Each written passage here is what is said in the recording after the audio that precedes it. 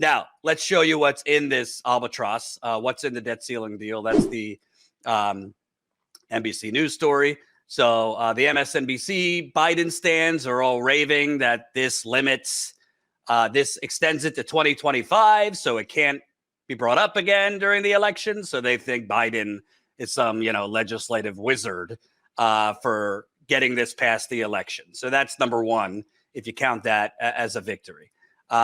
Spending levels, the agreement includes spending caps for the next 2 years to set up the appropriations process. It would eliminate $1.4 billion in IRS funding, which if you actually beef up the IRS, contrary to, the conservative, they're coming to your door, they're taking your children, you might actually get some more money if you beef up the IRS. But then again, they're probably, if you beef up the IRS, Steve, they'll probably just go after the poor more and allow the rich to continue buying more yachts tax-free. Shift that money around. 20 billion of the 80 billion provided to the agency through the Inflation Reduction Act. It would restart federal student loan payments after a lengthy pause. It would also slap work requirements for supplemental SNAP from the current threshold of 50 to up to 55 years old. So it would increase work requirements up to the age 55. Not in this story, because who cares about the planet, right? Is President Manchin just forced through the Mountain Valley Pipeline, which has been rejected over and over again because it's beyond dangerous. It would be going up the steepest slopes in America on the Appalachian Trail. It's got a blast radius of 2.5 miles, meaning anyone between 2.5 miles is at risk of death or serious injury, not to mention the water, animals, all that, and is going to be totally unnecessary. I did an interview about this earlier with an activist. Let's play the clips about this small price to pay. The MSNBC Biden fans are calling the Mountain Valley Pipeline being added to this to basically get Joe Manchin to vote for it, I assume, and some other Republicans to vote for it. Let's take a look at this. Kind of what they do in authoritarian countries, right? It's Stephen Miller's wet dream, really. The authority of the executive branch shall not be questioned. I mean, it really is. I've got to say, it directs the federal agencies to issue the permits regardless of the law, and then says they can't be taken up in court. The courts have no jurisdiction whatsoever. I think conservatives, Republicans, should really wonder about this, because what happens when the shoe is on the other foot? What happens when a different Congress directs federal agencies to deny permits to a fossil fuel project and says the courts can't review it? Right. They're not going to be too happy about it, but this precedent would exist, in fact, to allow that to happen. But we're fighting back. The news today, breaking news in the last few hours, is the entire Virginia House delegation, Democrats, all 6 of them, have come out in support of an amendment that has been introduced by Representative Jennifer McClellan to strip this Mountain Valley Pipeline provision, this outrageous provision, from the bill altogether, and to pass a clean debt ceiling bill. Senator Tim Kaine in the Senate is introducing a similar, an identical provision to strip it out of the Senate version. So we fight on, and hopefully we will defeat this latest, what we call the dirty deal. And if we don't, we'll fight it in the courts, and we'll fight it in every way that we've been fighting it for 10 years. This shall not stand.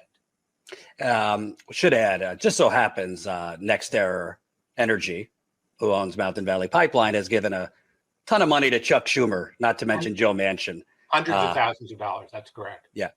I mean, Jordan, let's just call it out, right? The nation's government, the way it spends money into existence, is it writes a law, it passes the law, money is keystroked into the Treasury's accounts, and then payments are made. That's it. That's the game right there. When we spend money and we don't have money in the TGA to cover it or whatever, we sell bonds to offset the monies that we don't have collected in taxes. Not that taxes fund spending. They've got this slick trick that if they spend more than they've taxed, they simply sell bonds to rich people to give them free money to allow us the right to deficit spend. It has nothing to do with reality, has nothing to do with funding. But all of this stuff, when the government passes a budget each year, okay, the president submits a budget, Congress goes back and forth, passes the budget, they go forward, the spending is approved for the year. However, they use this debt ceiling as a way of relitigating spending that's already legally approved and protected, by the way, by the 14th Amendment. 14th Amendment usurps all other laws on the books that says the government's bills basically shall not be questioned. They're going to pay the bills. That's the 14th Amendment. It's right there. But if you go back further, the original debt limit bill was written in 1917, and it was a way of allowing president at the time to execute the war. Because at that time, every single bond sold had to be debated by Congress and passed by Congress, every bond. So in order to lift that so that they could spend the huge amount of money that they needed for the war effort, they created the debt ceiling. Well, at that time, it was to facilitate a lot of spending. Now it's being used as a cudgel to relitigate existing spending. Well, there's a bunch of other steps in between, but if you flash forward to Tricky Dick Richard Nixon would sign a bill into law in the 70s, 60s, 70s, and then would not allow the funds to be appropriated or to go out to the actual thing that it was supposed to spend. So he would impound that money. Well, they picked up on what Dick was doing, and I guess it was in 1974, they passed the Anti-Impoundment Act. So even that trick was done away with legally. So all these laws have been passed since the Debt Ceiling Act in 1917, which was called some other War Bonds Act or some, I can't remember what it's called, some fancy name.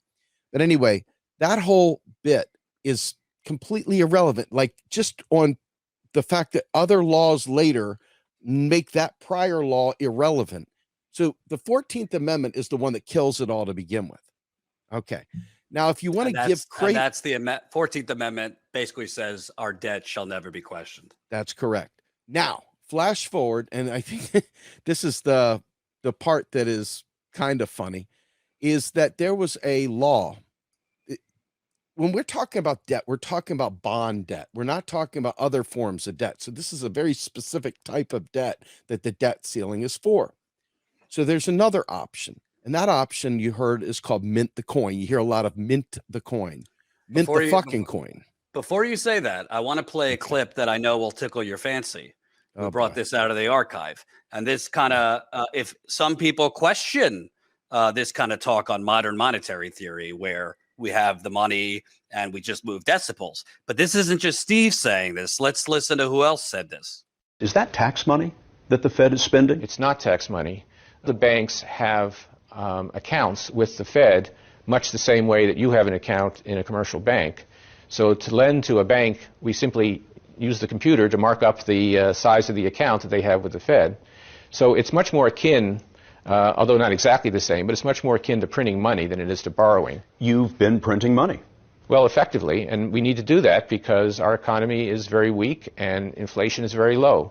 When the economy begins to recover, that'll be the time that we need to unwind those programs, raise interest rates, reduce the money supply, and make sure that we have a recovery that does not involve inflation.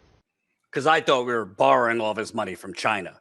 Even some of that is wrong, by the way, but it doesn't matter. I mean, to even try to split the hairs that need to be split there, and they do need to be split. But first things first, the Fed doesn't determine, because the way money gets into the economy is three ways, and only three ways. No matter how much people want there to be a fourth way or a 20th way, there's three ways. Number one, Congress spends that money into existence. That's number one.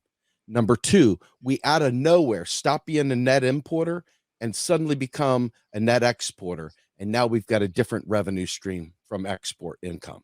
Or the last one, we all go into private debt. That's why you see the one guy that's constantly running around saying, hey, don't you know 97% of all the money is private bank money? Okay, so this is the three ways. It's it, period. So this idea of printing money, there's enough quote unquote printed money to fill ATM and teller transactions only. Most people don't go to the teller and say, I'll take $500 out. Most people go to the ATM, get whatever cash they need, and use it for whatever purpose they. Now, some people use cash all the time, but most don't. So the reality is that what happens is that when Congress, like Ben Bernanke did say, it's kind of like printing money, but it ain't printing money. And it's important not to call it printing money because that's not what's happening. When Congress, he talked about, he said they keystroke it, literally keystroke it into accounts. They create money. We got to get away from that term printing money because it sets off red flags for right wingers. Oh, they're printing money. That must mean inflation. We got to stop that because it's not true. Number one, we shouldn't say printing money. But number two, the primary reason is it's just not how it works. And so to really, truly understand how it works, Bernanke said it. We just go ahead and mark accounts up and we mark them down. When taxes are received, they're deleted. They're purged. What do you mean, Steve?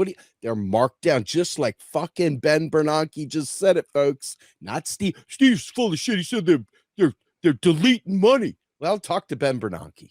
Okay, go ahead and have a chat with him. All right, please. But within that space, all the debt ceiling, all this stuff. Okay, this is a goal of theirs to sell bonds to rich people. Okay, this is why they exist.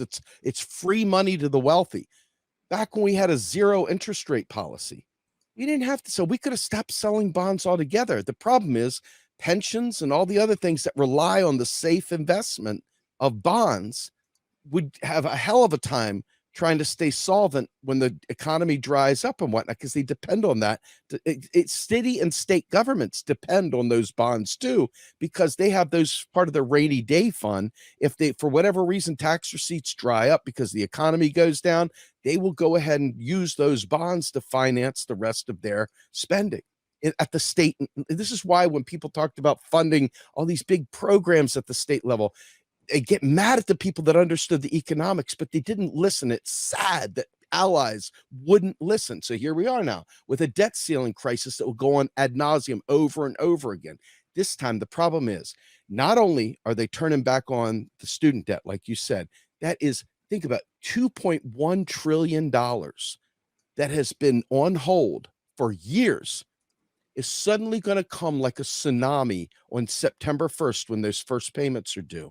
And you talk about people that don't have 700, 500, 300, whatever amount every month to pay. That is going to really crush buying power for the average human being. Okay.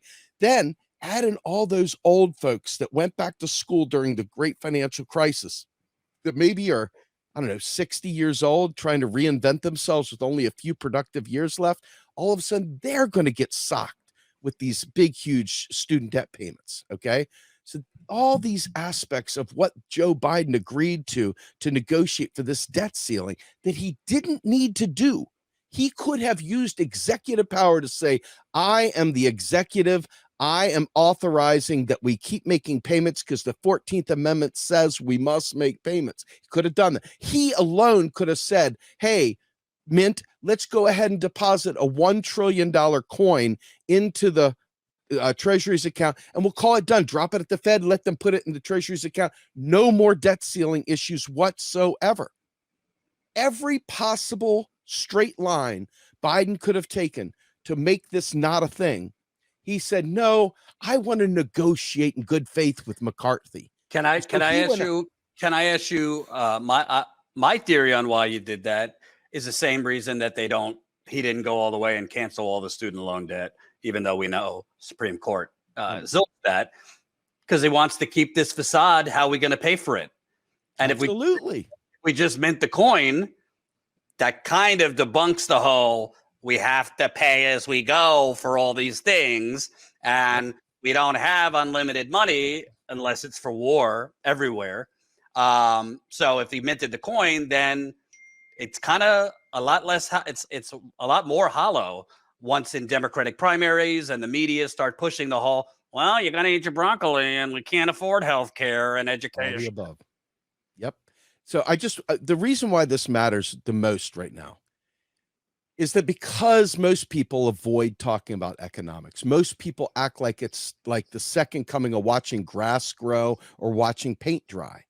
But lo and behold, when they can't afford to eat, coming up here shortly, when the world gets so shitty because we force a recession, when all these bad things start happening, and you say, well, shoot, I was activating on Julian Assange, or shit, I was activating on XYZ.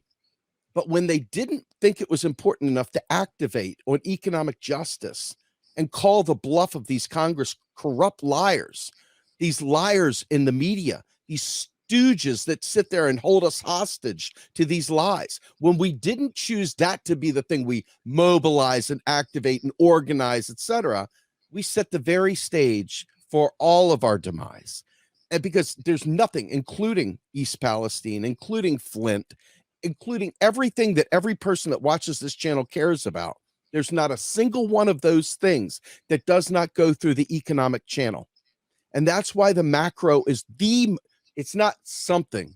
It's not, and that we'll get to that macro thing later. It is the thing, because it is the tool they're using to stop why I don't understand why we can't have Medicare for all.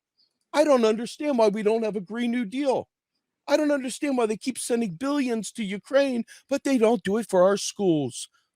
I don't understand. Yes, you do. You've heard it from me a million times, every one of you. So this is what we need to really bring it back, narrow it down, trim the noise out, and focus on this, because this is the tool. This is the weapon of oppression that they're using. And now what happens? Watch this. We suck the money back. We tighten the economy. We build the recession in. What happens when we have recessions? Poor people start going to jail because they start doing things they have to do to survive. There's group A. Then what do? We have the immigrants that come in. They're going to take away these scarce jobs, stocking shelves or blowing leaves or doing whatever the fuck ever they think they do. And now all of a sudden, everybody hates the immigrants. So now we're going to worry about getting those damn Mexicans out of the country. Hey, we can't have any more of these immigrants, these illegals. So now you start building that. And then all of a sudden, the poor gays and lesbians and trans have some issue that's really concerning to them, like, I don't know, not getting their ass kicked or whatever. And it's like, well, that'll cost money, so screw you. These people, the radical gay agenda. And all of a sudden, the scapegoating goes up. This is fascism because it's austerity, and austerity breeds fascism. We can't blow it off anymore. We can't go off to the next election and just vote blue and pretend this stuff isn't happening. It's just going to happen. It's always going to be there. You're going to go to bed tonight. You're going to wake up tomorrow, and it's going to be there. And a week from now, you're going to be talking about East Palestine, or you're going to be talking about Flint, and it's going to be there. If we were focused on this, guess what we could do? We could have all been doing a petition to the federal government saying, F you, that's a disaster area in Flint. Fix this shit. I don't care what the state does. All right. And go in there and fix this stuff. But we've got to organize around economic understandings and economic missions. This debt ceiling is a weapon of class destruction, a weapon of class destruction. They're going after all the working class with this. Okay. Right. The problem is that there's going to be just enough bougie Democrats that think this is 3D chess, and they're going to celebrate this like Joe Biden knows what he's doing, man. He's blocking, he's tackling, he's strategery, all the other things. They're going to come up with a million ways to spin this. They're going to have all the talk shows, the MSNBCs, CNNs, all of them going to be coming out. Oh, Joe Biden's a masterstroke of bipartisan genius. And you guys have to be strong enough and know what you're talking about enough to know that you're getting fucked hard and really fucked.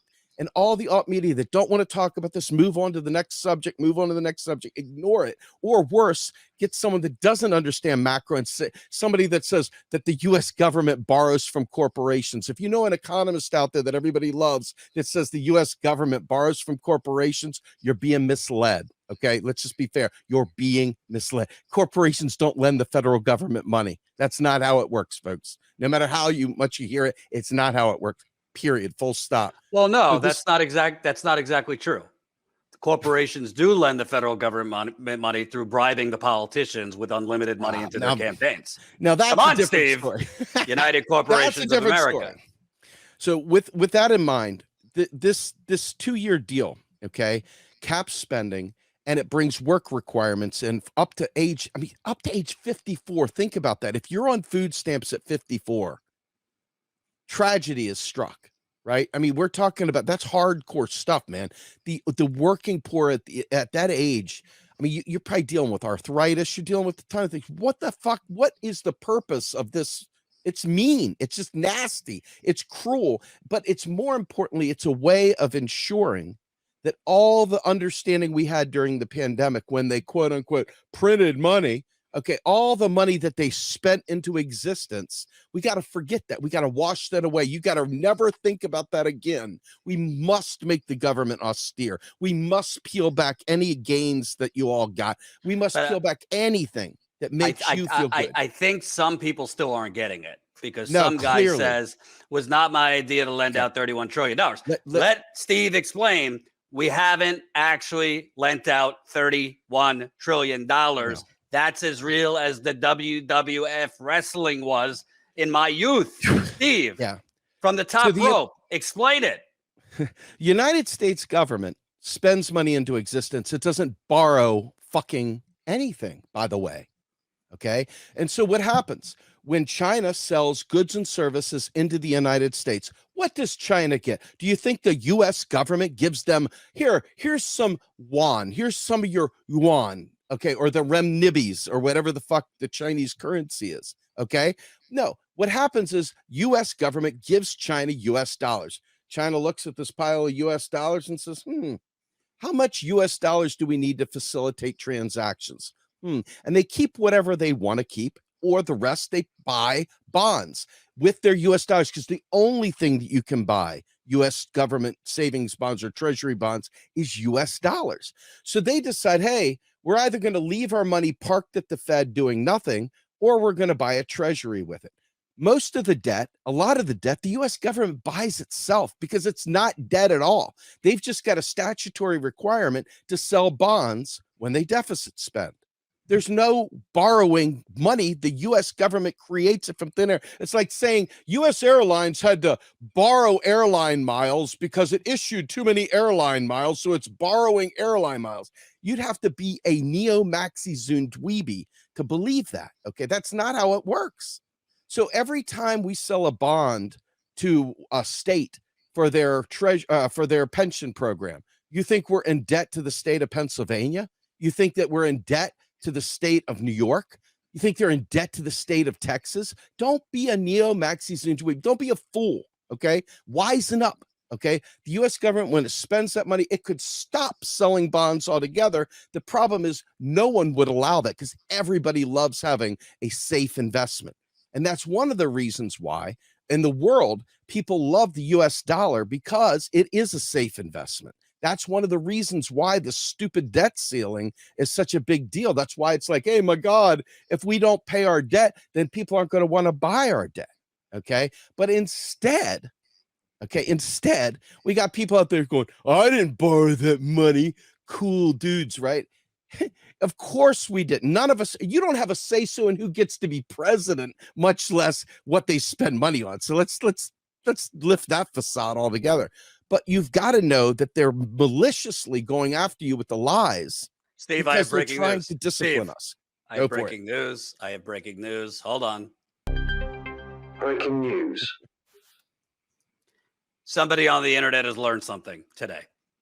Somebody on the internet Woo-hoo-hoo. Woo-hoo. saying now.